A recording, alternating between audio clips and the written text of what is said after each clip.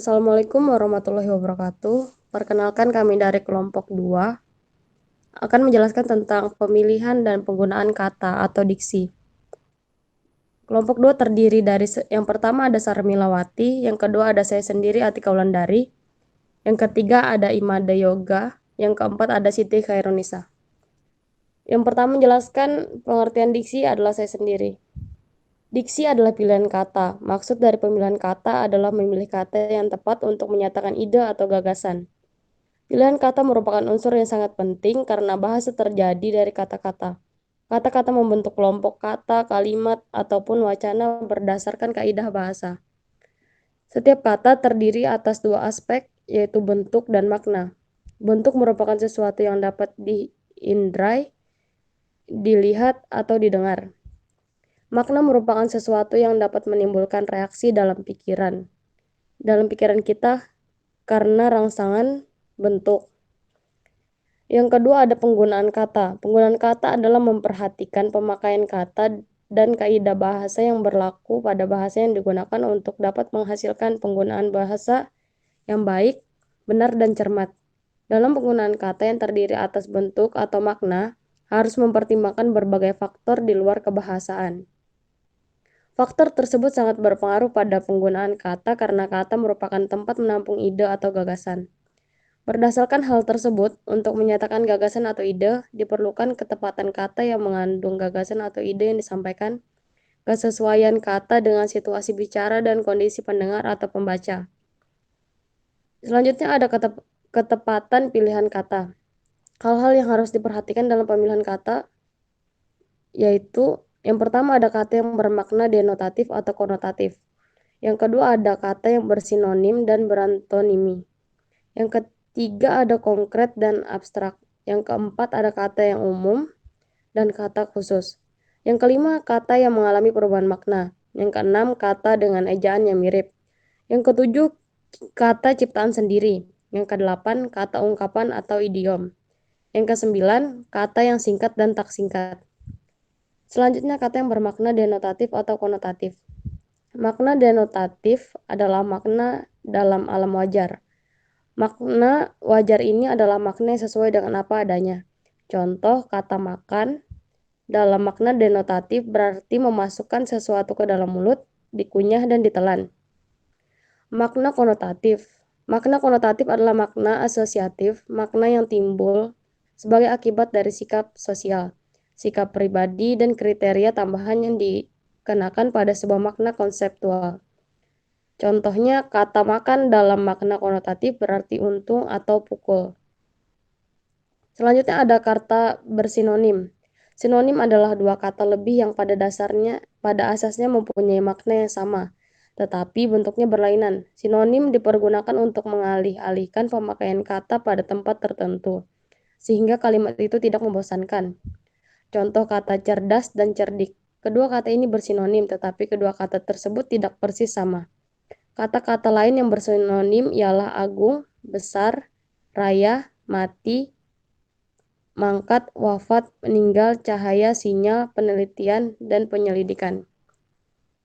Oke, penjelasan selanjutnya akan dilanjutkan oleh teman saya, Siti Khairunisa. Dipersilakan. Terima kasih atas kesempatan yang diberikan kepada moderator. Materi selanjutnya yaitu kata berantonim. Kata berantonim berlawanan dengan kata bersinonim, yaitu kata yang maknanya tidak sama dengan makna lainnya atau kata berlawanan. Contohnya, panas, dingin, jantan betina, bayi, dan dewasa. Selanjutnya, kata baku dan tak baku. Kata baku adalah sebagai bahasa resmi dan sebagai kerangka rujukan norma bahasa Indonesia dalam menggunakannya. Kata tak baku adalah kata yang tak sesuai dengan kaidah mengenai kata dalam bahasa Indonesia dalam arti kata tidak resmi. Kata bermakna umum dan khusus. Kata bermakna umum mencakup kata yang bermakna khusus. Kata bermakna umum, contohnya, ikan memiliki acuan lebih luas daripada kata mujair atau tawes. Kata bermakna khusus, contohnya yaitu gurame lele, tawes, dan lain-lainnya. Selanjutnya, kata yang mengalami perubahan makna. Yang pertama adalah generalisasi, yaitu proses pergeseran makna yang menyebabkan makna yang baru menjadi lebih luas dari makna sebelumnya. Contoh, kakak, ibu, kepala, dan jurusan. Yang kedua, spesialisasi, yaitu proses pergeseran makna yang menyebabkan makna baru menjadi lebih sempit dari makna sebelumnya. Contoh, sarjana, madrasah, guru. Tiga, meliorasi, yaitu proses pergeseran makna yang menyebabkan makna yang baru dirasa lebih baik dari makna sebelumnya. Contoh, buta, tunanetra, perempuan, wanita, beranak, melahirkan. Yang keempat, peyorasi, yaitu proses pergeseran makna yang menyebabkan makna yang baru dirasa lebih buruk dari makna sebelumnya. Contoh, pergi, kabur, hamil, bunting, sekelompok, gerombolan. Yang kelima, asosiasi, yaitu proses pergeseran makna secara kiasan. Contoh, amplop, kursi, parasit. Keenam, sinestesia, yaitu proses pergeseran makna yang berkaitan dengan konteks alat indera sebagai penerimanya. Contoh, manis, pedas, sedap. Sekian dari saya kembalikan ke moderator. Terima kasih Saudara Khairunisa. Selanjutnya yang menjelaskan adalah teman saya. Kepada Sarmila dipersilakan. Terima kasih atas waktu yang telah diberikan kepada saya. Kata dengan ejaan yang mirip. 1. Honomin, yaitu kata-kata yang pelafalan dan ejaannya sama, tetapi maknanya berbeda. Contoh, buku sendi, bisa racun. 2. Homofon, yaitu kata yang pengucapannya sama dengan kata lainnya, tetapi memiliki makna yang berbeda.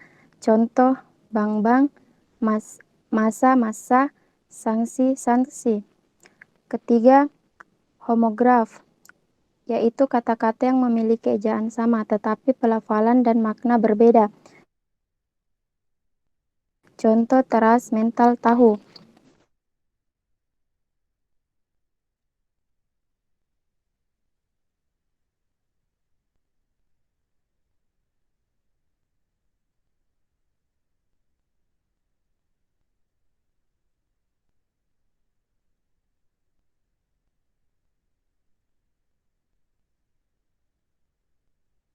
Dan tak singkat.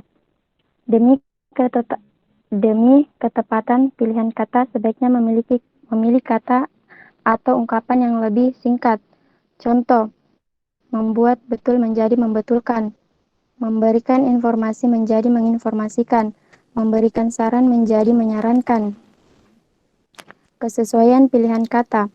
Hal yang harus diperhatikan dalam penggunaan kesesuaian pilihan kata yaitu dalam situasi resmi, gunakan kata baku. Dalam situasi umum, gunakan kata umum. Dalam situasi khusus, gunakan kata khusus. Kata-kata yang bersifat ilmiah tidak harus berbahasa asing. Bahasa ilmiah berbeda dengan bahan tulisan. Hindari pemakaian kata yang kurang efektif. Bahasa baku. Suatu ragam penggunaan bahasa yang dilembagakan dan diakui oleh sebagian besar masyarakat pemakaiannya sebagai bahasa resmi. Sekian dari saya, terima kasih. Saya kembalikan kepada moderator. Terima kasih Saudara Sarmila yang telah menjelaskan penjelasan sebelumnya. Sekarang dilanjutkan oleh Saudara Imade Yoga, dipersilahkan. Ya, saya akan melanjutkan. Ciri bahasa baku. Menurut Anton M. Mulyono, ada dua ciri bahasa baku. Yang pertama, mantap. Untuk mencapai kemantapan, perlu diusahakan penyusunan aturan bahasa yang menyangkut dua aspek, yaitu A. Bahasa menurut situasi pemakai dan pemakaiannya. B. Bahasa menurut strukturnya sebagai sistem komunikasi. Yang kedua, cendekia.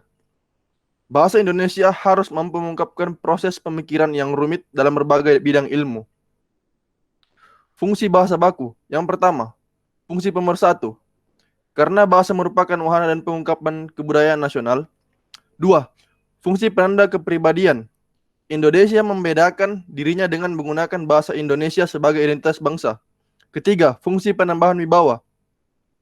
Gengsi yang lekat pada bahasa Indonesia baku menambahkan wibawa pada setiap orang yang dapat menguasai bahasa dengan mahir.